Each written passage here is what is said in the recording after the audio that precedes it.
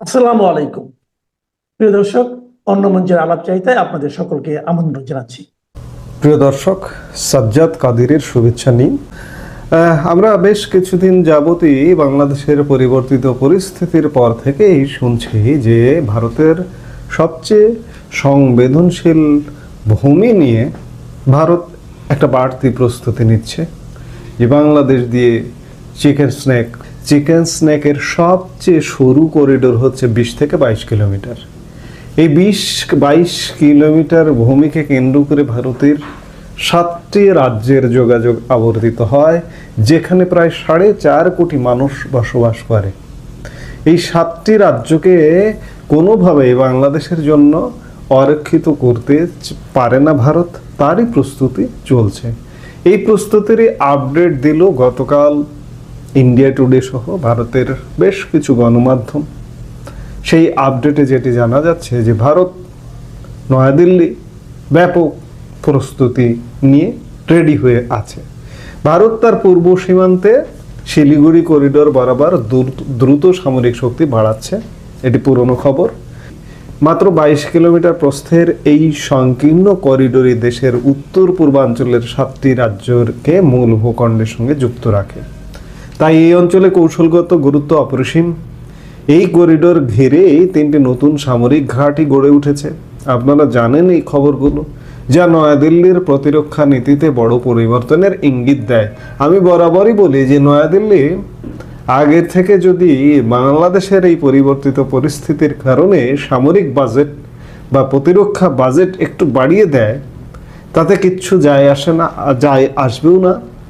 নতুন 3টি সামরিক ঘাঁটি পশ্চিমবঙ্গের চোপড়া, বিহারের কিষানগঞ্জ এবং আসামের ধুবড়ির কাছে লাসিত বরফুকান মিলিটারি স্টেশন। এই 3টি ঘাঁটি শুধু প্রতিরক্ষামূলক নয়, বরং দ্রুত মোতায়েন বাহিনী, গোয়েন্দা ইউনিট এবং প্যারা স্পেশাল ফোর্স দিয়ে সজ্জিত কৌশলগত কেন্দ্র হিসেবে তৈরি হচ্ছে।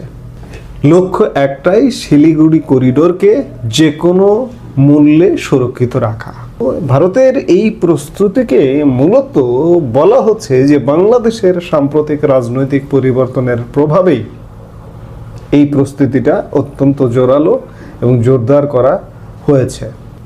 ভারতের সাথে চমৎকার সম্পর্কে থাকা শেখ হাসিনার সরকার ইতিমধ্যেই ক্ষমতা হারিয়েছে, প্রায় 1.5 বছর হতে চলছে। আর তার জায়গায় এসেছে মোহাম্মদ ইউনূসের নেতৃত্বাধীন অন্তর্বর্তী সরকার, যার নীতি ক্রমশ চীন এবং পাকিস্তানের দিকে ঝুঁকছে। রিপোর্ট বলছে বাংলাদেশ $2.2 বিলিয়ন মূল্যে চীনা J-10C যুদ্ধ বিমান কেনার পরিকল্পনা করছে এবং ড্রোন উৎপাদনেও বেজিংয়ের সঙ্গে কাজ করছে। একই সময়ে পাকিস্তান বাংলাদেশকে JF-17 ব্লক সি যুদ্ধ বিমান সরবরাহ করেছে। এই পরিবর্তন ভারতের জন্য উদ্বেগের কারণ সীমান্তের এত কাছে থাকা একটি দেশে চীন পাকিস্তানপন্থী অবস্থান শিলিগুড়ি করিডোরকে ঝুঁকির মুখে ফেলতে পারে। ভারত এটি আশঙ্কা করছে। পশ্চিমবঙ্গের চোপড়ার যে নতুন সামরিক ঘাঁটিটি বাংলাদেশ সীমান্ত থেকে খুব কাছাকাছি, কিন্তু ইন্ডিয়া টুডে বলছে যে 1 কিলোমিটারেরও কম দূরে। এটি সঠিক নয়, আরও অনেক দূরে। এর ফলে যেটি হোক মোটামুটি কাছাকাছি, ফলে সীমান্তের ওপার পর্যন্ত নজরদারি এবং প্রয়োজনে দ্রুত বাহিনী মোতায়েন করা সম্ভব হবে। ভারত ইতিমধ্যে রাফাল যুদ্ধবিমান, ব্রহ্মস ক্ষেপণাস্ত্র এবং উন্নত বিমান প্রতিরক্ষা ব্যবস্থা মোতায়েন করে নিজের অবস্থানকে বহুগুণ শক্তিশালী করেছে। প্রতিরক্ষা বৃত্ত এখন আর শুধু প্রতিক্রিয়াশীল নয়, প্রয়োজনে সক্রিয়ভাবে আধিপত্য প্রতিষ্ঠার লক্ষ্যেই সাজানো। ভারত মোটামুটি বাংলাদেশের সাথে যে পররাষ্ট্র নীতি, পররাষ্ট্র অবস্থা, সেখানে কূটনৈতিক সম্পর্কের উপরে শুধুমাত্র আস্থা রাখছে না, ভারত সামরিক শক্তির উপরেও আস্থা তৈরি করবার চেষ্টা করছে। এই সামরিক শক্তির উপর আস্থা তৈরির চেষ্টা থেকেই চিকেন স্নেক সবচেয়ে সংবেদনশীল। অন্য এলাকা যেটি হোক না কেন, বিশেষ করে 7টি রাজ্যের 4.5 কোটি মানুষের জীবন, এই ভারতের অন্যাঞ্চলের সঙ্গে যুক্ততা, ভারতের ব্যবসা বাণিজ্য থেকে শুরু করে বিভিন্ন কিছু, এই 22 কিলোমিটারকে সুরক্ষা দেবার জন্য ভারত ব্যাপক প্রস্তুতি নিয়ে বসে আছে। অনেকে অনেক কথাই বলেন যে ভারত অমুক তারিখে হামলা করবে, অমুক তারিখ দিয়ে আসলে বাংলাদেশে বা যে কোনো জায়গায় পৃথিবীর কোথাও কোনো তারিখ দিয়ে হামলা হয়েছে, আগাম ঘোষণা দিয়েছে যে অমুক দিন অমুক তারিখে হামলা হবে। এই যে মার্কিন যুক্তরাষ্ট্রের ডোনাল্ড ট্রাম্প প্রশাসন একটি মাত্র হামলা করেছে ইরানে, আপনি জানতেন বা কেউ জানতো যে ওই দিন ইরানে হামলা হবে? এগুলো বলে কয়ে হয় না। এই যে ভারত পাকিস্তানে গত 6 মে দিবাগত মধ্যরাতে যে হামলে পড়লো, কেউ কিছু জানতো? গোয়েন্দারা ছাড়া বেসামরিক লোকজন কি জানতো? জানে না। কিন্তু বিভিন্ন মাধ্যম থেকে বিভিন্ন জায়গা থেকে গুজব ছড়ানো হয় যে অমুক দিন অমুক তারিখ দিয়ে হামলা করা হবে। তারিখ দিয়ে হামলা হয় না। ভারত প্রস্তুতি নিয়ে বসে আছে, আপনি বাড়াবাড়ি করবেন আপনাকে পুটিয়ে দেবে। যাই হোক, চিকেন স্নেক নিয়ে ব্যাপক তৎপরতায় ভারত, এটি আমাদের মাথায় রেখে চলতে হবে। কোনো ধরনের উল্টাপাল্টা হলে কিন্তু আমাদের দিকে ধেয়ে আসবে, এটিও মাথায় রেখে চলতে হবে। ডিসেম্বর মাস, এই ডিসেম্বর মাস বাংলাদেশে আগস্ট এবং ডিসেম্বর দুইটা মাসেই বাংলাদেশের জন্য আজকে 3-4 যুগ ধরে খুব রাজনীতির মাঠে একটি গরম মাঠ থাকে। আওয়ামী লীগ বিএনপি যখন এরকম চলছিল, তখন আওয়ামী লীগ সরকার ক্ষমতায় আসলে বিএনপি আন্দোলন করে এবং আন্দোলনের জন্য ডিসেম্বর খুঁজে নেয়। আবার বিএনপি সরকার ক্ষমতায় থাকলে আওয়ামী লীগ ডিসেম্বর মাসকে টার্গেট করে, এই ডিসেম্বরে সরকার ফেলে দিব, এরকম বিষয়গুলো খুব, এবং ডিসেম্বরে লাগাতার হরতাল অবরোধ, সে ডিসিশন আস্তে আস্তে কেটেছিল। কিন্তু এবারের ডিসেম্বর একটু ভিন্ন ডিসেম্বর। এবারের ডিসেম্বরে বাংলাদেশের নির্বাচনী তফসিল, সেই তফসিলে বিএনপি খুব জটিল পরিস্থিতির মধ্যে দিয়ে অংশ নেবে। তার চেয়েও জটিল একটা রূপ আছে জামাতে ইসলামীর মধ্যে। জামাতে ইসলামী এবারকেই তারা শেষ সুযোগ হিসেবে মনে করে। পাশাপাশি বাংলাদেশে বড় একটা রাজনৈতিক শক্তি, যাদের শক্তিশালী সমর্থক গোষ্ঠী রয়েছে, সেই আওয়ামী লীগ এই নির্বাচনে নাই।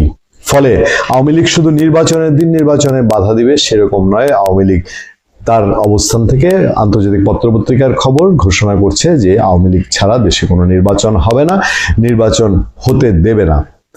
সেটি একটি বড় শক্তি। আরেকটি শক্তি আছে, সেটি হলো জাতীয় পার্টি। এই জাতীয় পার্টিরও একটি বড় ভোট ব্যাংক রয়েছে। সেই ভোট ব্যাংকে জাতীয় পার্টির অবস্থান কি হবে? জাতীয় পার্টি বলছে যে তাকে যেমতেন প্রক্রিয়ায় নির্বাচনে নেওয়ার চেষ্টা করলে সেই নির্বাচনে অংশ নেবে না, বরঞ্চ এই দলটি এই সরকারের অধীনে নিরপেক্ষ নির্বাচন হবে না সেই কথা বলছে। তবে সবকিছু ছাপিয়ে জটিলতার দিক থেকে যাচ্ছে বিএনপির অবস্থান। বিএনপি নির্বাচন আসা পর্যন্ত কোন কৌশল নেয়?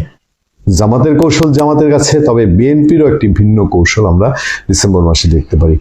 কিন্তু এই সব কিছু মিলিয়ে আওয়ামী লীগ, বিএনপি, জাতীয় পার্টি, জামাত ইসলামী, এই সব কিছুর মূল চাপটা সামলাতে হবে এই নড়বড়ে, দুর্বল, ক্ষয়িষ্ণু এবং একেবারে ক্ষমতার শেষ বিন্দুতে থাকা, সময়ের শেষ বিন্দুতে থাকা ডক্টর মোহাম্মদ ইউনূসকে। আরো কিছু শক্তি, খুবই শক্তিশালী শক্তি আছে, আপনারা জানেন। সেই শক্তিরা তাদের জানান তারা কিভাবে দেবে। আকাশে বাতাসে বহু গুঞ্জন। সে সময় যখন দিল্লি থেকে এমন ঘোষণা আসছে যে তারা যে কোনো সময় প্লেন চান, তারা চলে আসতে চান, চলে আসলে পরে তারা চ্যালেঞ্জ জানাচ্ছেন সেটা কিভাবে ফেরাবে, এবং নির্বাচন নিয়ে তাদের কথাবার্তা চলছে। এসবের মধ্যে দিয়ে তফসিল ঘোষণার পর পরবর্তী অবস্থা এবং যেসব অডিও রেকর্ড আমরা সোশ্যাল মিডিয়ায় দেখতে পাচ্ছি, সেসব অডিও রেকর্ডে যেসব ঘোষণা, প্রস্তুতির কথা বলা হচ্ছে, ডিসেম্বর মাস জুড়ে প্রস্তুতির কথা বলা হচ্ছে, নিশ্চিতভাবেই সেগুলো বাংলাদেশের রাজনীতির আকাশে বাতাসে কোনো স্বস্তির নিঃশ্বাস ফেলার মতো না। অবস্থা যদি সত্যিকার অর্থে এরকম জটিলতার দিকে যায় এবং সংঘাত, সংঘর্ষ, আপনারা অনেকেই জানেন দেশের ভিতরে প্রচুর অস্ত্র রয়েছে। আমি একটা বিচ্ছিন্ন নিউজে দেখলাম যে নির্বাচনের তফসিল ঘোষণার পরে বাংলাদেশে অবৈধ অস্ত্র উদ্ধার অভিযান শুরু হবে। এটি একটি বড় প্রশ্ন তৈরি করতে পারে যে কেন, কি কারণে তফসিল ঘোষণা করা পর্যন্ত অপেক্ষা করতে হবে। আমরা যদি জানি যে দেশে এখন এখানে অস্ত্র আছে, এর কাছে আছে, কার কার কাছে আছে সেটাও যদি আমরা জেনে থাকি, কি কি অস্ত্র আছে সেটাও যদি জেনে থাকি, তাহলে আমাদের কেন অমাবস্যা পূর্ণিমার জন্য অপেক্ষা করতে হবে? দেশের সরকারের দায়িত্ব কি এখন নয় তখন? এই যখন দেশের সার্বিক সিচুয়েশন, তখন এই ডিসেম্বর মাস, চ্যালেঞ্জিং ডিসেম্বর মাস, শুধু ডক্টর ইউনূসের জন্য নয়, পুরো দেশের জন্য এই ডিসেম্বর মাসটা এবার একটা ঝড়ো মাস হয় কিনা। আমি জানি সারা দেশের বিএনপি নেতাকর্মীদের, যারা প্রকৃত অর্থেই বিএনপির সমর্থক, নিবেদিত প্রাণকর্মী নেতা, এবং অন্যান্য রাজনৈতিক দলও যারা সুস্থ ধারার রাজনীতি করেন এবং সেই সঙ্গে যারা রাজনীতি করেন না, বাংলাদেশের নাগরিক, সবারই কম বেশি মন খারাপ। দেশের একজন অত্যন্ত গুরুত্বপূর্ণ নেত্রী, জাতীয় নেত্রী বেগম খালেদা জিয়া ভীষণ রকমের অসুস্থ। দীর্ঘদিন যাবৎ তিনি অসুস্থ, দীর্ঘদিন তিনি কারাভোগ করেছেন। শরীর মনের উপর দিয়ে অনেক স্ট্রেস যাচ্ছে তার, এবং তার অবস্থা অত্যন্ত সংকটাপন্ন। দেশের বাইরে নিয়ে যাওয়ার চেষ্টা হচ্ছে। সঙ্গত কারণেই সবার খুব মন খারাপ। রাষ্ট্রপতি তার জন্য দোয়া চেয়েছেন, প্রধান উপদেষ্টা তার জন্য দোয়া চেয়েছেন, উপদেষ্টা পরিষদে তার জন্য দোয়া চাওয়া হয়েছে, সারা দেশের মানুষ তার জন্য দোয়া করেছেন। বাংলাদেশের গণতান্ত্রিক সংগ্রামে বেগম জিয়ার যে অবদান, আপোষহীন অবদান, সেটা সবাই অত্যন্ত শ্রদ্ধার সঙ্গে স্মরণ করেন। তিনি তিনবারের প্রধানমন্ত্রী ছিলেন, বিরোধী দলের নেত্রী ছিলেন, এবং ব্যক্তিগতভাবে এই নেতৃত্বে থাকাকালীন সময়ে কখনো কোনো রকমের বিতর্কের মধ্যে তিনি নিজেকে জড়াননি, কোনো রকমের অপ্রাসঙ্গিক কথাবার্তা বলে নিজেকে খেলো করে তোলেননি, অন্তত তার যারা প্রতিদ্বন্দ্বী ছিলেন তাদের তুলনায়। এই খারাপ সময়েও যেহেতু আলোচনাটা রাজনৈতিক বিষয় নিয়ে আমার, এবং যেহেতু তার জন্য দোয়া করা ছাড়া ব্যক্তিগতভাবে আমার কিছু করবার নেই, তাকে সুস্থ করবার দায়িত্বটা সম্পূর্ণরূপে তার চিকিৎসকদের উপরে এবং সৃষ্টিকর্তার উপরে নির্ভর করে। রাজনৈতিক বিষয়ে কিছুটা আলোচনা করতেই হচ্ছে, এবং মূল কথা যেটা আমি বলতে চাইছি, যেটা আমি অনেক দিন ধরে বলছিলাম, যে ফেব্রুয়ারি মাসে বর্তমান সরকারের অধীনে আমি কোনো নির্বাচন দেখি না। আমি আমার কথার আবারও পুনরাবৃত্তি করছি। আমি বরাবরই বলে এসেছি, যদি কোনো নির্বাচন হয় সেটা একটা ফার্সিক্যাল ইলেকশন হবে, সেটা হয়তো 2014, 18 বা 24, কিংবা তারও পেছনে যদি যাই 1996 সালের ফেব্রুয়ারি, কিংবা 1986, 1988-র মতো একটা নির্বাচন হবে। এবং আদতেই আমি এখন আর কোনো নির্বাচন দেখি না। অনেকে অবাক হতে পারেন কেন আসলে দেখি না। যারা অবাক হন, আমি আসলে তাদের কাছে পাল্টা প্রশ্ন ছুড়তে চাই, কেন আপনি নির্বাচন দেখেন, কোন বিবেচনায় দেখেন, নির্বাচনের কি প্রস্তুতি আছে, সরকারের কি সদিচ্ছা আপনি দেখতে পান, রাজনৈতিক দলগুলোর মধ্যে নির্বাচন কেন্দ্রিক কী ধরনের তৎপরতা আপনি দেখতে পান। হ্যাঁ, অনেকেই বলতে পারেন যে বিএনপি তো নির্বাচনের ট্রেনে উঠে গেছে। আমি বরাবর বলে এসেছি যে নির্বাচনটা আসলে অনেক আগেই হয়ে যাওয়া উচিত ছিল, কারণ গত 14 মাসের দেশের অর্থনীতি, রাজনীতি যেভাবে ক্ষতিগ্রস্ত হয়েছে, নিরাপত্তা যেভাবে সংকটের মুখে পড়েছে, এই নির্বাচন অনেক আগেই হয়ে যেতে পারত। এবং আমি একথাও বলেছি যে ডিসেম্বরের মধ্যে আসলে নির্বাচনটা হওয়া উচিত ছিল, এবং বিএনপির আসলে এখান থেকে ফেরা উচিত হয়নি, মানে এখান থেকে শিফট করা উচিত হয়নি। যে কারণেই লন্ডনে যখন প্রধান উপদেষ্টার সঙ্গে বিএনপির ভারপ্রাপ্ত চেয়ারম্যানের, তখনই আমি বলেছিলাম যে বিএনপি ট্র্যাপড, এবং তারেক রহমান ভালনারেবল। আমার ভিডিও বা ব্লগের শিরোনাম এটা ছিল, আপনাদের স্মরণ থাকবার কথা। আজকেই আপনারা দেখেছেন যে সামাজিক যোগাযোগ মাধ্যমে বিএনপির ভারপ্রাপ্ত চেয়ারম্যান একটা স্ট্যাটাস দিয়েছেন, তার মায়ের জন্য দোয়া, তার মায়ের জন্য যারা চিকিৎসক সহ অন্যদেরকে ধন্যবাদ, কৃতজ্ঞতা, প্রধান উপদেষ্টাকে ধন্যবাদ, এগুলো আছে। কিন্তু ওই বিবৃতির শেষ প্যারাটি অত্যন্ত গুরুত্বপূর্ণ। অনেক দিন ধরেই এই প্রশ্ন, এই আলোচনা আমরা শুনছি, তিনি আসবেন, তার দলের নেতারা বলছেন, বিশেষ সময় বেঁধে দিচ্ছেন, বিশেষ দিনের কথা তারা বলছেন, কিন্তু মিস্টার রহমান দেশে ফিরছেন না।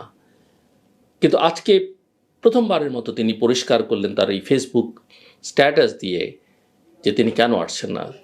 তার মূল বক্তব্য হচ্ছে যে তার বাংলাদেশে ফেরাটা তার নিজের ইচ্ছার উপর নির্ভর করে না, এমন কিছু বিষয় আছে যেটা অন্যের দ্বারা নিয়ন্ত্রিত। এবং তার বক্তব্য আরও একটা বিষয় আছে যে সব কিছু তিনি প্রকাশ করতে পারছেন না। এবং শেষ লাইনটি হচ্ছে, এই যে রাজনৈতিক পরিস্থিতি, মনে রাখবেন এটা ব্যক্তিগত পারিবারিক পরিস্থিতি নয়, রাজনৈতিক পরিস্থিতি প্রত্যাশিত পর্যায়ে উপনীত হওয়া মাত্র তিনি স্বদেশ প্রত্যাবর্তন করবেন। এখন আসুন আমার কথার সঙ্গে মিলিয়ে দেখুন রাজনৈতিক পরিস্থিতিটা কি।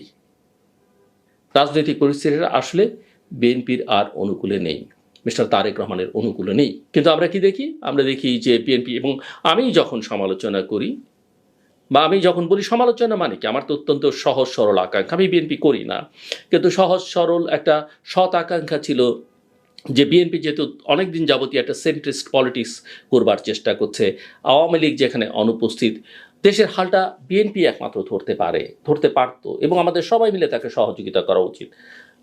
মিস্টার তারেক রহমানকে আমাদের সহযোগিতা করা উচিত দলের প্রধান নেতা হিসেবে। এটাই তো আমার মূল বক্তব্য ছিল।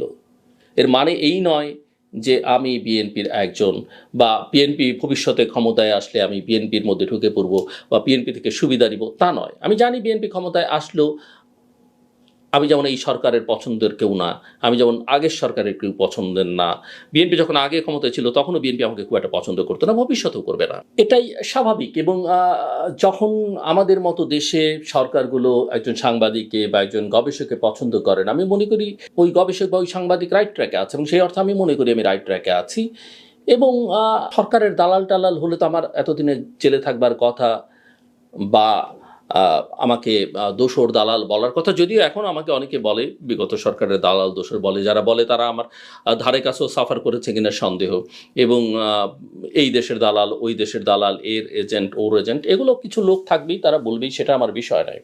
কিন্তু আমার প্রশ্ন হলো যে এই যে পরিস্থিতিটা তৈরি হলো, আপনারা হয়তো একদিন আগেই দেখেছেন পিনাকি ভট্টাচার্য, অত্যন্ত ইনফ্লুয়েন্সিয়াল ইউটিউবার, তার একটা ব্লগের আমি থাম্বনেল দেখলাম যে তিনি বলছেন যে তারেক রহমান ফাঁকা মাঠেও গোল করতে পারলেন না। আমি ওনার ভিডিওর কন্টেন্ট পক্ষে বিপক্ষে কোনো কথার মধ্যে না যাই, বরং আমি বলি যে এই শিরোনামটা মোটামুটিভাবে একার্থে ঠিক, কিন্তু আমি একটু তার সঙ্গে অ্যাড করতে চাই, ফাঁকা মাঠে না, আসলে মাঠটা যদি ভরাও থাকতো, তীব্র প্রতিদ্বন্দ্বিতাপূর্ণ যে প্রতিযোগী বা প্রতিদ্বন্দ্বীদের আমরা এতদিন বিএনপির দেখেছি, তারাও যদি মাঠে থাকতো, তাহলেও বিএনপি ভালোভাবে গোল করে সবকিছু নিজের নিয়ন্ত্রণে নিতে পারতো। এটা আসলে ওই মাঠ ফাঁকা আর মাঠ ভরার ইস্যু না, বিএনপির যে শক্তি সামর্থ্য, তার যে সমর্থক গোষ্ঠী, এবং তার বাইরে যে পরিস্থিতি, ইতিবাচক যে অনুকূল একটা পরিস্থিতি তৈরি হয়েছিল দেশের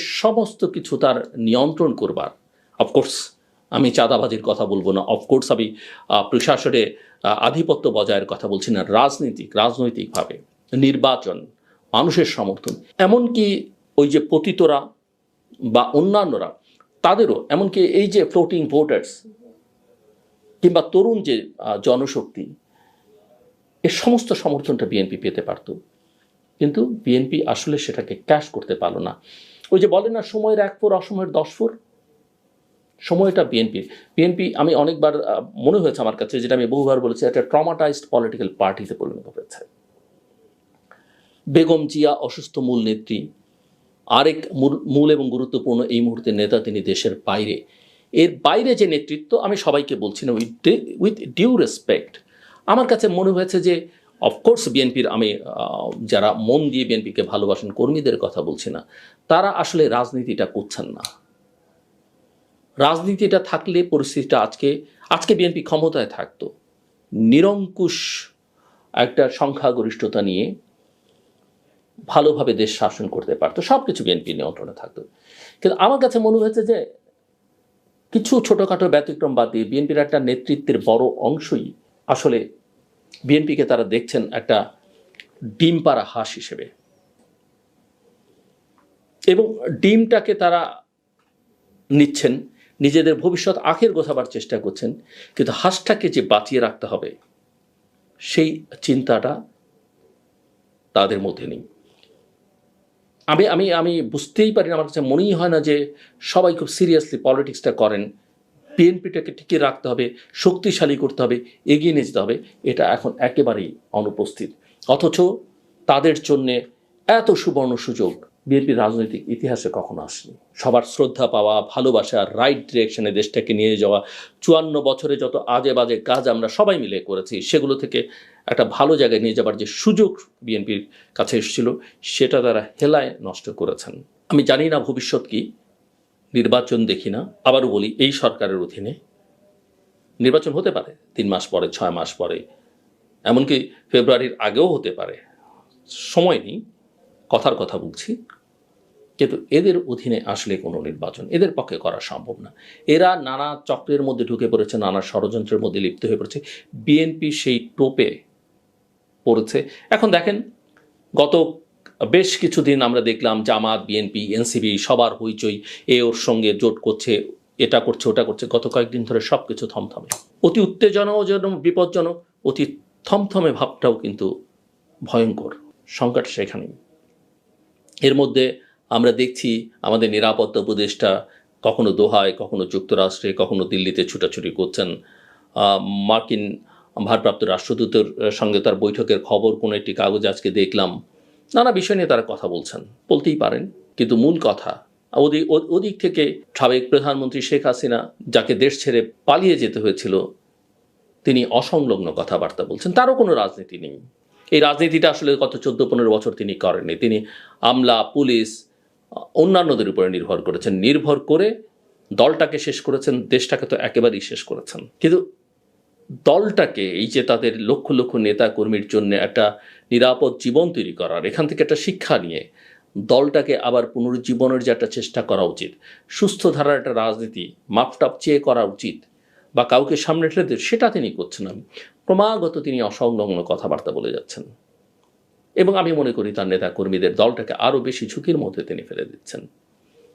সব মিলিয়ে আমি মনে করি, এবং দেশের অর্থ আমি মনে করি যে রাজনীতি আদালত দিয়ে যেটা শেখ হাসিনা করেছেন, কিংবা এক্সিকিউটিভ অর্ডারে নিষিদ্ধ করা যায় না। রাজনীতি নিষিদ্ধ করা বা কাউকে রাজনীতি করতে দেয়া, তার জন্য পথ অবারিত করে দেয়া, সেটা জনগণের কাজ, এবং জনগণকে সেই সুযোগটা করে দেয়াই হচ্ছে সরকারের কাজ। সেটা বাংলাদেশে অনুপস্থিত। তো আমার কাছে মূল কথা হচ্ছে যে আগামী কয়েকদিন, কয়েক সপ্তাহ বাংলাদেশের জন্য তো বটেই, এমনকি দক্ষিণ এশিয়ার জন্য অত্যন্ত ঘটনাবহুল হয়ে উঠতে পারে, এবং সেই ঘটনাবহুল পরিস্থিতির মধ্যে বাংলাদেশ কোথায় গিয়ে দাঁড়াবে আমরা কেউই জানি না। কিন্তু এখানে যদি একটা জনগণের সরকার থাকতো, নির্বাচিত সরকার থাকতো, এখানে যদি একটা সঠিক রাজনীতি থাকতো, পরিস্থিতিটা অন্যরকম হতে পারত। তারপরও প্রত্যাশী আমরা, হয়তো ধ্বংসস্তূপের মধ্য দিয়েও মানুষ ঘুরে দাঁড়ায়, একটা দেশ ঘুরে দাঁড়ায়, একটা খারাপ পরিস্থিতির মধ্যে একটা ইতিবাচক ধারা তৈরি হয়। সেটার জন্য আমাদের আসলে অপেক্ষা করতে হবে। বিএনপি কথায় আবার ফেরত আসি, ওই যে অনেক সময় আমরা বলি যে ঘুমিয়ে স্বপ্ন দেখা আর জেগে স্বপ্ন দেখার মধ্যে পার্থক্য। স্বপ্ন দেখতে হয় জেগে, ঘুমিয়ে আপনি স্বপ্ন দেখতে পারেন, সেই স্বপ্ন আপনি নিয়ন্ত্রণ করতে পারবেন, কিন্তু জেগে থেকে যে স্বপ্ন মানুষ দেখে, সেই স্বপ্ন তার নিয়ন্ত্রণ করবার সক্ষমতা থাকে। বিএনপি যে ক্ষমতায় যাবার বা নির্বাচনে বিজয়ী হবার যে স্বপ্ন তার নেতাকর্মীদের, সেটাকে নিয়ন্ত্রণ করবার চেষ্টাটা বিএনপি করেনি। শুধু স্বপ্ন দেখলে হয় না, জেগে থেকে সেই স্বপ্নকে বাস্তবায়ন করবার জন্য শ্রম দিতে হয়, কাজ করতে হয়, চিন্তা করতে হয়। সেটাই অনুপস্থিত দেখেছি আমি।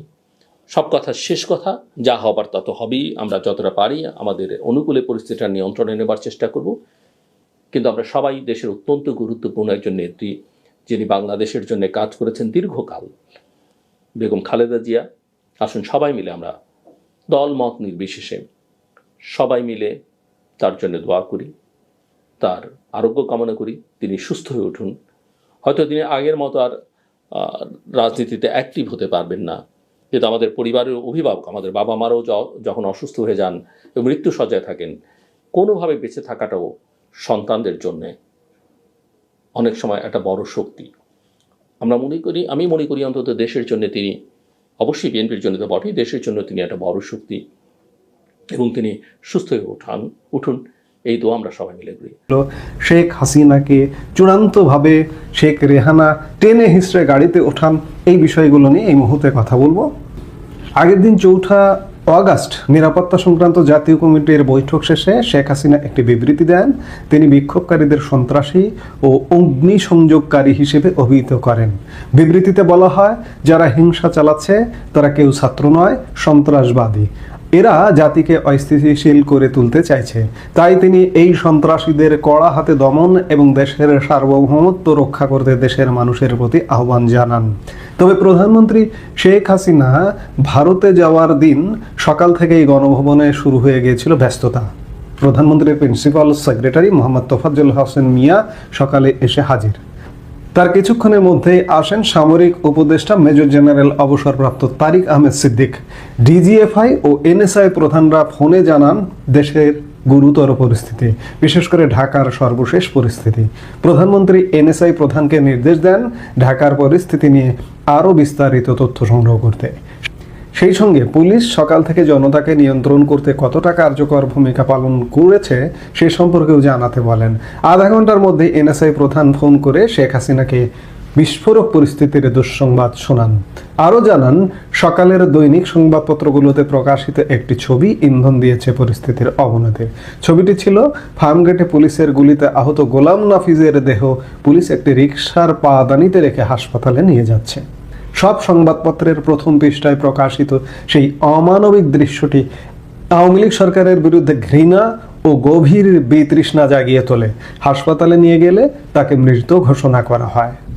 এনএসআই প্রধান মেজর জেনারেল মোরশেদ প্রধানমন্ত্রীকে জানান, মানুষের ক্রোধ এখন তুঙ্গে, তাই তার পক্ষে গণভবনে থাকা এখন নিরাপদ নয়। তিনি নিশ্চিত গোয়েন্দা তথ্য পেয়েছেন যে আন্দোলনকারীরা গণভবনে ঝাঁপিয়ে পড়ার পরিকল্পনা করছে, তাই প্রধানমন্ত্রীর দ্রুত গণভবন ছেড়ে চলে যাওয়া উচিত। ক্যাবিনেট সেক্রেটারি, ডিজিএফআই, এনএসআই প্রধানরা, এসবির প্রধান এবং অন্যান্য পুলিশ, সেনা ও প্রশাসনিক কর্মকর্তারা গণভবনে আসতে থাকেন। সকলের মুখে উদ্বেগজনক খবর।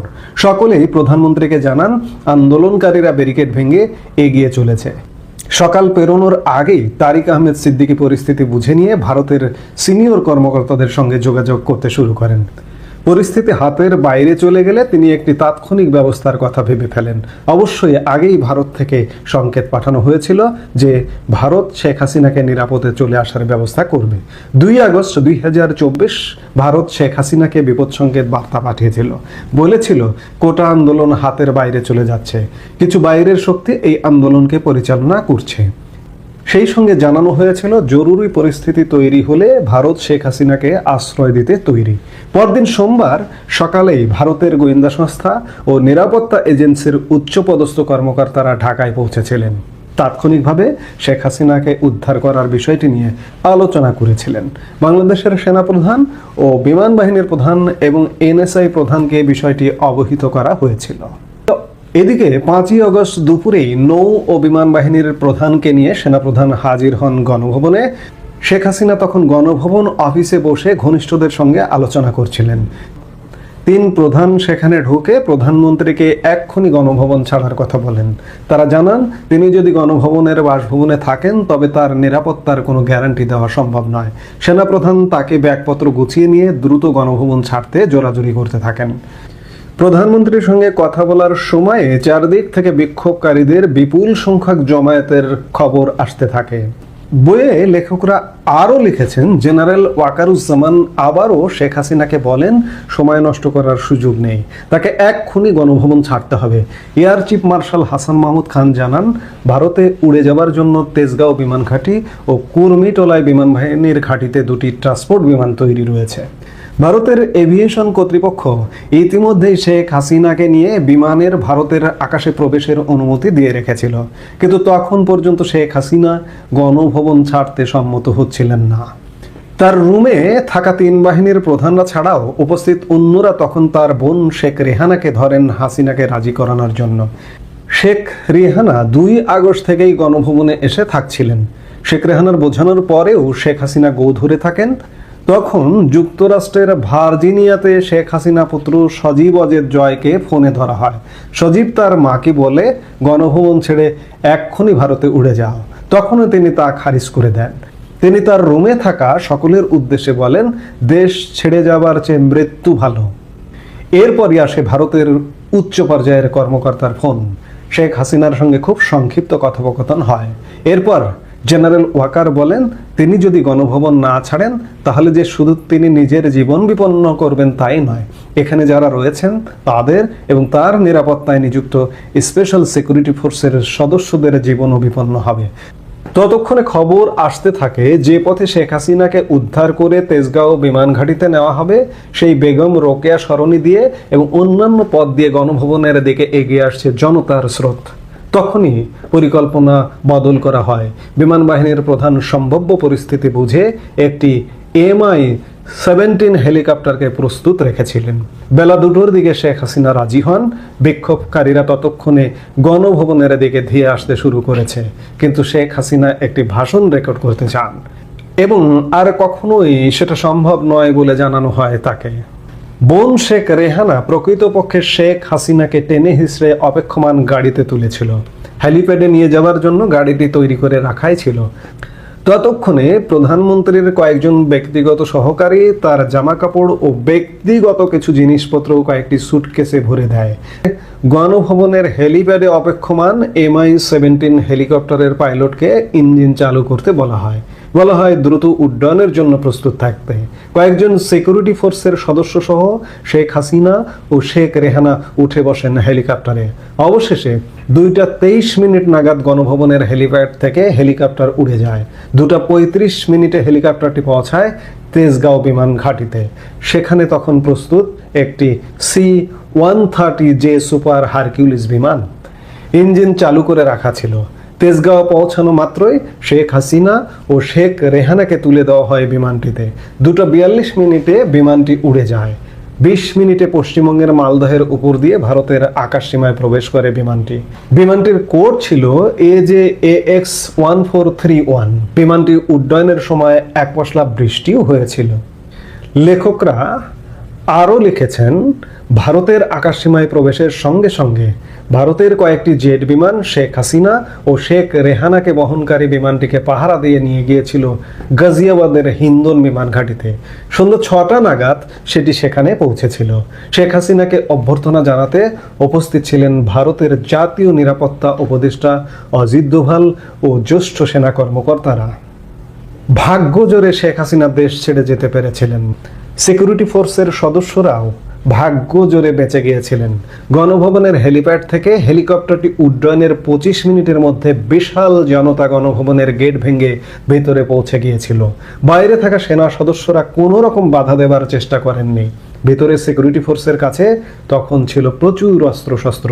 বিপদ বুঝে তারা সেগুলো গণভবনের পেছনের দিকে বেসমেন্টে একটি ভল্টে সেসব ঢুকিয়ে তালা দিয়ে পেছনের গেট দিয়ে পালিয়ে সংসদ ভবনে চলে গিয়েছিল। আর তার ঠিক 5 মিনিট পরেই উন্মত্ত জনতা গণভবনে ঢুকে ভাঙচুর ও লুটপাট শুরু করেছিল। এভাবেই জবানিকা পতন হয়েছিল শেখ হাসিনার 15 বছর 7 মাসের শাসনের। দর্শক, এতক্ষণ আমরা মনে হয় একটা রোমহর্ষক গল্প পড়ছিলাম। 5 আগস্ট কি ঘটেছিল, 4 আগস্ট কি ঘটেছিল, ভবিষ্যতে ইতিহাস অনুসন্ধানীরা আরও ইতিহাস সন্ধান করবেন এবং আরও নানা গ্রন্থ রচিত হবে সেই ঘটনাগুলোকে কেন্দ্র করে। তবে এই যে এই গ্রন্থটি, ইনশাল্লাহ Bangladesh the story of an unfinished revolution, এই গ্রন্থটি সম্ভবত এই ঘটনার উপরে প্রথম একটি গ্রন্থ এক মলাটে রচিত হয়েছে। এবং এই গ্রন্থটির লেখক যারা, দীপ হালদার, জয়দীপ মজুমদার, তারা ভারতীয়, এবং বাংলাদেশের শহীদুল হাসান খোকন, তারা বলা যায় এই ঘটনার পায়োনিয়ার। অবশ্যই তারা সাধুবাদ পাবার যোগ্য। এই গ্রন্থটি বাংলাদেশের রকমারিতে পাওয়া যাচ্ছে, এই গ্রন্থটি আমাজনে পাওয়া যাচ্ছে, নানান অনলাইন গ্রন্থ বিক্রেতা প্রতিষ্ঠানে পাওয়া যাচ্ছে। তো আমরা অবশ্যই সাধুবাদ জানাই এই গ্রন্থটি যারা আমাদের হাতে পৌঁছে দিয়েছেন, সেই সময়ের ঘটনার পূর্বাপর বিশ্লেষণ করে আমাদের সামনে উপস্থাপন করেছেন। এজন্য